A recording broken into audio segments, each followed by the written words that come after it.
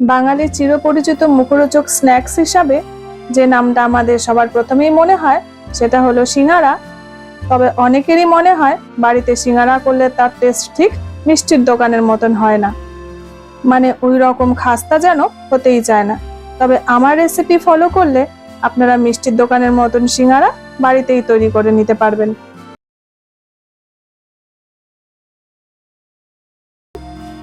আর সিঙ্গারার সাথে যে তেঁতুলের চাটনিটা দেয় সেই রেসিপিটাও আপনাদের সাথে শেয়ার করেছি।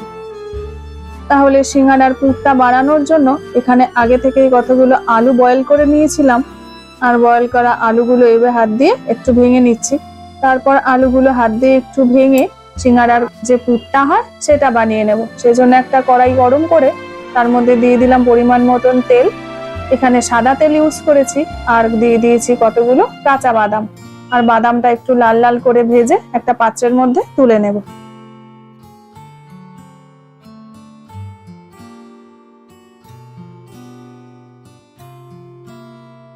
বাদামটা ভাজা হয়ে গেলে ওই একই তেলে দিয়ে দেবো 1 চামচ হিং আর 1 চামচ 5 ফোড়ন।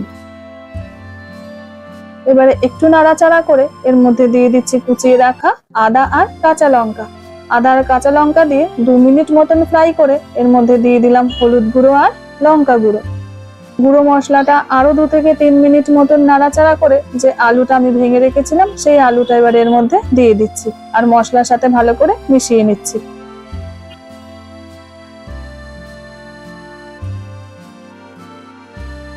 এই সময় দিয়ে দিচ্ছি এর মধ্যে পরিমাণ মতন বিট লবণ,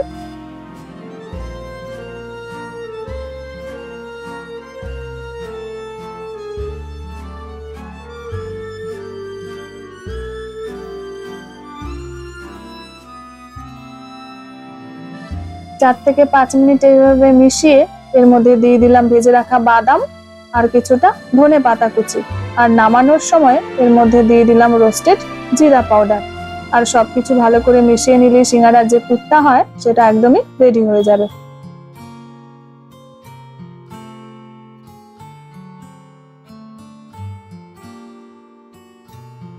আর সিঙ্গারার পুরটা রেডি হয়ে গেলে একটা পাত্রের মধ্যে তুলে নিচ্ছি।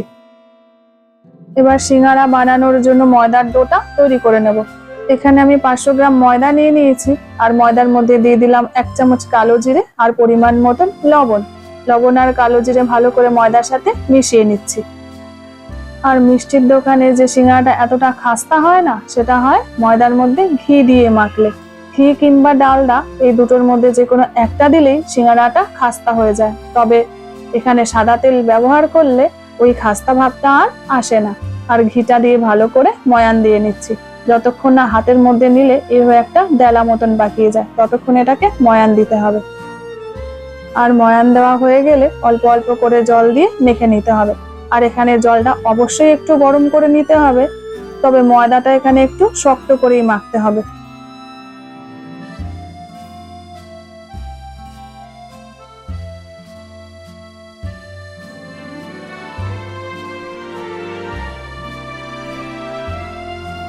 আমার এখানে ময়দাটা মাখা হয়ে গেছে। আর 10 থেকে 15 মিনিটের জন্য চাপা দিয়ে রেখে দিচ্ছি। যতক্ষণ ময়দাটা রেস্টে থাকছে ততক্ষণ যে তেঁতুলের চাটনিটা হয় সেটা আমি বানিয়ে নেব। সেজন্য এখানে কিছুটা তেঁতুল নিয়ে নিয়েছি আর একটু জল দিয়ে তেঁতুলের পাল্পটা বার করে নিচ্ছি।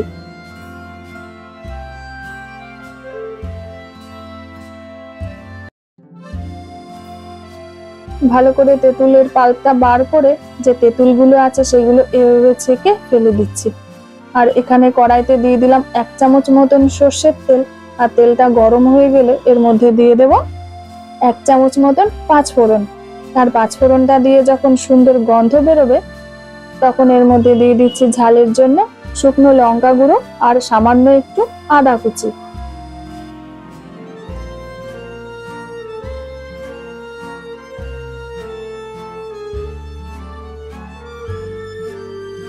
ভালো করে একবার মিশিয়ে যে তেঁতুলের পাল্পটা বার করে রেখেছিলাম সেটা এবার এর মধ্যে দিয়ে দেব। আর যতক্ষণ না গাঢ় হয়ে আসে ততক্ষণ ভালো করে মিশিয়ে নেব। আর মেশানোর সময়ই এর মধ্যে দিয়ে দিচ্ছি সামান্য একটু বিট লবণ, স্বাদ মতন এমনি লবণ আর 1 কাপ মতন চিনি দিয়ে সমস্ত কিছু ভালো করে মিশিয়ে একটু ওয়েট করছি যতক্ষণ না তেঁতুলের চাটনিটা গাঢ় হয়ে আসে। আর যখন গাঢ় হয়ে আসবে তখন তার মধ্যে দিয়ে দিলাম রোস্টেড জিরা পাউডার।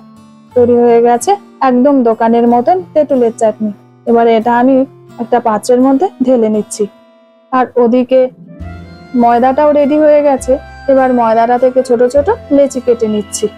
এখানে লেচিটা একটু বড় করে কাটতে হবে, কারণ একটা লেচি থেকে দুটো সিঙ্গারা হবে।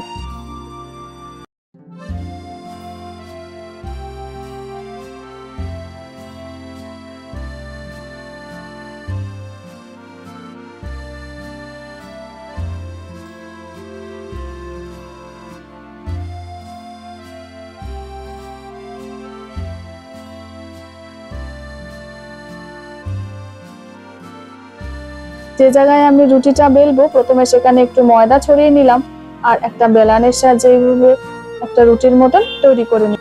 তবে রুটি যেরকম গোল হয় সেরকম গোল করলে কিন্তু হবে না, একটু লম্বা করে এখানে বেলে নিতে হবে।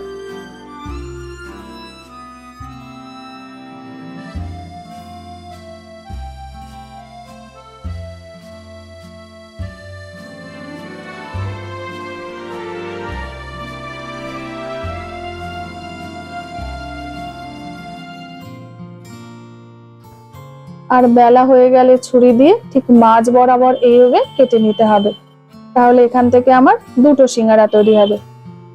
আর সিঙ্গারাটা তৈরি করার জন্য আমি হাতের মধ্যে যেভাবে নিলাম ঠিক সেভাবেই নিতে হবে। আর এভাবে একটু জল দিয়ে নিতে হবে যেন না কোনোভাবেই খুলে যায়।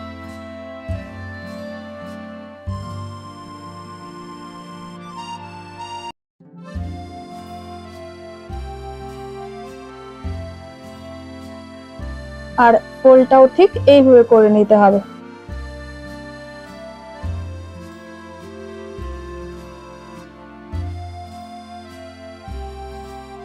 আর নিচটা একটু ভালো করে চেপে দিতে হবে, তাহলে যে পুরটা আমি এর মধ্যে দেব সেটা কোনোভাবেই বেরিয়ে আসবে না।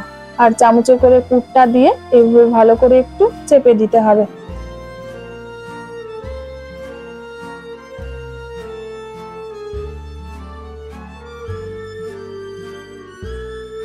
আর ওপরেও একটু জল মাখিয়ে নিতে হবে।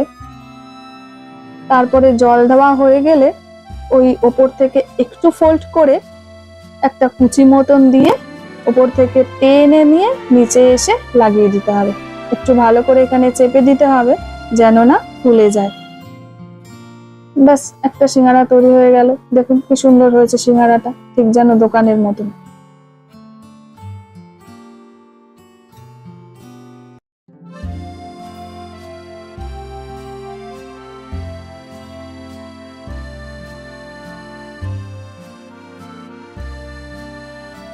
এইভাবে সব কটা সিঙ্গারা আমি এক এক করে তৈরি করে নেব।